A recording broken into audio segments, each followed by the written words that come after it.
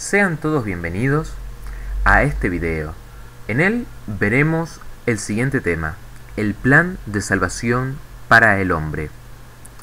Y nos centraremos en tres ejes principales, que son la conducta del ser humano, la Biblia como palabra de Dios y Jesús como Dios.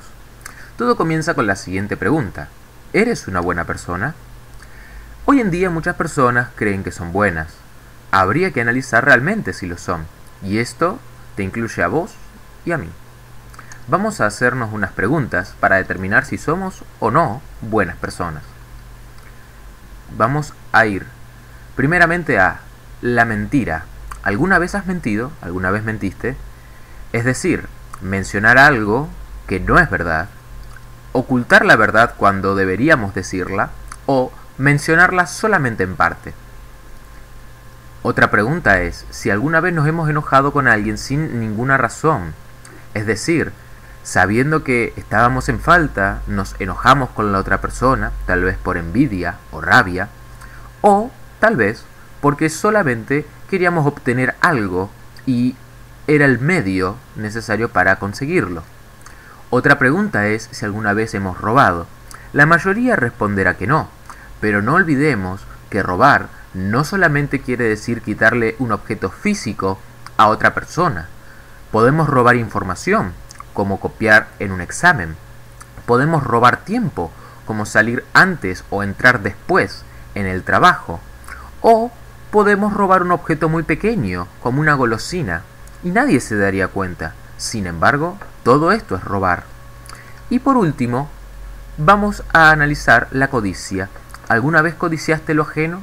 Desear algo que no es tuyo, querer que otra persona no tenga algo que desea, o desear la destrucción de un objeto de otra persona. Esto también se aplica a las personas. ¿Alguna vez codiciaste la mujer de algún amigo o del prójimo en general? Entonces, volviendo a nuestra pregunta, si has respondido que sí a alguna de estas preguntas, no podemos concluir que tú o yo somos buenas personas. Yo principalmente me encuentro culpable de todas. Yo he mentido, me he enojado, he robado y he codiciado lo ajeno. Ahora, ¿en qué me convierte esto? En un mentiroso, en un ladrón y en alguien que codicia lo ajeno y que se enoja sin razón. Definitivamente, una persona con estas características no puede ser una buena persona. Dejemos esto por un momento y vayamos a nuestro segundo eje, que es el siguiente: la Biblia como la palabra de Dios. Es el libro más preservado y más estudiado de la historia, y sin embargo el menos leído. Es el que tiene más ejemplares impresos, y eso nos lleva a pensar por qué es tan ignorado. Ahora, muchos, y me incluyo en esa mayoría, afirmamos que es la palabra de Dios. Ahora bien, ¿tenemos motivos para hacerlo? Vamos a analizar los siguientes puntos. Por un lado, su estructura. La Biblia, como tal, consta de dos partes: Antiguo Testamento, el cual está formado por 39 libros, y el Nuevo Testamento, el cual está formado por 27. Fue escrita por más de 40 autores humanos en un período de 1600 años. En segunda medida, tenemos su veracidad. Encontramos profecías cumplidas en ella: la deportación a Asiria y Babilonia del pueblo de Israel, la liberación de Israel por Ciro, la destrucción de Nínive, el establecimiento del imperio babilónico, el medo-persa, el griego y el romano, el nacimiento de Jesús y la persecución y dispersión del pueblo judío. Todos estos hechos fueron predichos con mucha anterioridad. Desde 20 años hasta 200 años antes de que ocurriesen, ya habían sido declarados, y los manuscritos originales en algunos casos han sido preservados hasta el día de hoy, y en otros casos se conservan copias de los originales, lo cual, históricamente hablando, es una copia realmente fidedigna. Por otro lado, su armonía. Los autores, los 40 autores que la conformaron, Pertenecían a diferentes entornos sociales, geográficos, culturales, políticos, económicos e incluso temporales. Las estadísticas de hoy en día nos dicen que en un periodo de 5 años, 2 autores distintos no pueden escribir 2 obras que sean completamente armoniosas, esto es, que coincidan en todos los puntos. Si tomamos 2 libros de 2 autores con un lapso de 5 años como mínimo entre ellos en el siglo XXI, en la época de la comunicación y la globalización, vamos a encontrar contradicciones en ambos libros. Cada autor expresará sus ideas en forma contraria al otro autor. Si esto pasa en el siglo XXI con la gran alfabetización que hay, la gran globalización y la gran enseñanza, es imposible que esto ocurriese hace más de 2000 años con 40 autores distintos y separados con una brecha de 1600 años. Esto nos lleva a pensar de que la Biblia realmente es una manifestación divina de una obra literaria, y si esto es así, su contenido es de suma importancia. Asimismo, esta obra desarrolla su temática alrededor de una persona, que es Jesús, y en esta obra vemos que Jesús afirmaba ser Dios. Ahora bien, nosotros tenemos 2 opciones. Podemos analizar si esta afirmación es verdadera o si es falsa. No hay más posibilidad. Ahora, de ser verdadera o de ser falsa, vemos que tenemos 3 posibilidades. Si es falsa, si Jesús no era el Hijo de Dios, no era Dios, ¿qué es lo que era? Podemos decir que Jesús no era Dios, pero que creía que lo era. Esto es, que Jesús padecía alguna enfermedad mental y era un lunático, y él creía que era Dios, pero que en realidad no lo era, porque nuestra premisa es falsa. En segundo lugar, podemos pensar que él sí sabía que no era Dios. Esto lo convertiría en un mentiroso y una persona realmente inteligente por aprovecharse de la incredulidad y debilidad de las personas de ese tiempo para lograr sus fines. Pero tenemos la tercera posibilidad en la cual nuestra premisa es verdadera, y esto convierte a Jesús en Dios. Y eso es lo que vamos a analizar a continuación. Muy bien, volvamos a esta situación. Jesús. Hay 3 hechos históricos reconocidos que circunscriben la historia de Jesús, que son los siguientes: una tumba vacía, la fe de sus discípulos y los testigos oculares. Primero, vamos a decir que todos los historiadores concuerdan en la existencia de estos 3 hechos. Esto es, que la tumba de Jesús estaba vacía el domingo posterior a su crucifixión, siendo atestiguada su crucifixión y encontrada su tumba vacía. Él, luego de ser crucificado y luego de ser encontrada su tumba vacía, fue visto por más de 500 testigos visuales, luego de su muerte. Y estos testigos se constituían de creyentes y no creyentes, e incluso sus enemigos. Y en tercer lugar, los discípulos comenzaron a creer en la resurrección y a predicar la misma hasta la muerte, luego de estos 2 hechos, porque incluso el día que se encontró la tumba vacía, ellos pensaron que Jesús no había resucitado. Eran completamente escépticos ante la idea de que Jesús había resucitado. Sin embargo, vemos que luego, por algún acontecimiento, ellos comenzaron a creer. Ante toda la adversidad de la situación, creyeron que Jesús efectivamente había resucitado. Ahora bien, muchos podrán decir de que se había extendido la leyenda. Sin embargo, los historiadores no creen eso, debido a que en ese momento las historias, leyendas y mitos se transmitían de una forma muy lenta, debido a los escasos medios de comunicación que había en ese momento. El medio más rápido era la carta, y esta debía ser enviada a caballo, en barco o a camello, lo cual llevaba días, si no semanas o meses, llevar de un lugar a otro. Era indiscutiblemente imposible que esta leyenda se desparramase a una velocidad tan grande como lo hicieron sus discípulos.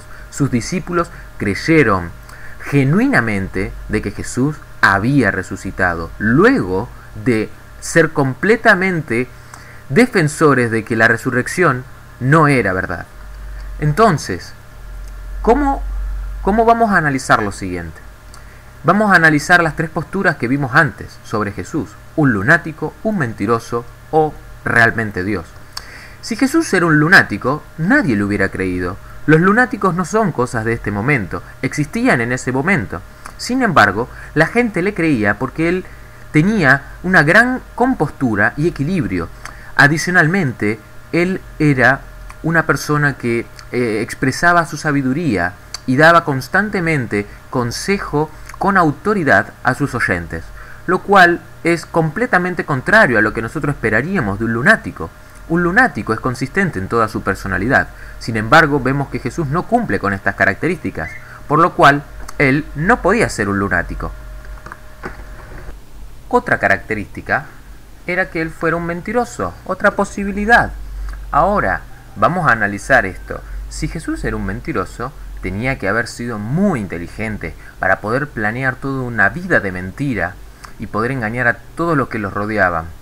Pero si él hubiera sido tan inteligente, no habría hecho que lo crucifiquen. Y aparte de un mentiroso, también sería un hipócrita, pues enseñaba la verdad y la honestidad viviendo una mentira. Estas incongruencias en su vida nos llevan a pensar que él tampoco era un mentiroso. Entonces, podemos asumir de que Jesús era realmente lo que él decía ser. Él era Dios. Y si él era Dios, eso quiere decir que todo lo que él dijo es verdad. Y todo lo que dijo que iba a ocurrir, ocurrirá. Y de eso deducimos que lo que dijo sobre nosotros, los seres humanos, también es verdad. Y ahora es donde nos encontramos con un problema. ¿Por qué? Porque nosotros, como vimos antes, no somos buenas personas, somos malas personas. Y Dios estableció un lugar para las malas personas. Jesús hablaba de Dios, hablaba de sí mismo como un Dios justo y amoroso. Y también mencionó un juicio luego de la muerte. Ahora, ¿qué haremos cuando estemos en ese juicio? Tenemos distintos argumentos, pero ¿alguno funcionará? Podríamos decir que hicimos cosas buenas.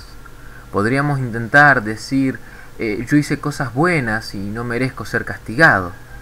Pero, sinceramente, sabemos que eso no funcionaría en un juicio real. Ningún criminal se defiende a sí mismo diciendo, pero yo hice cosas buenas luego de haber cometido mi falta. A pesar de que haya hecho todo lo bueno del mundo, tiene que pagar por la falta, por más pequeña que haya sido, antes de poder quedar en libertad.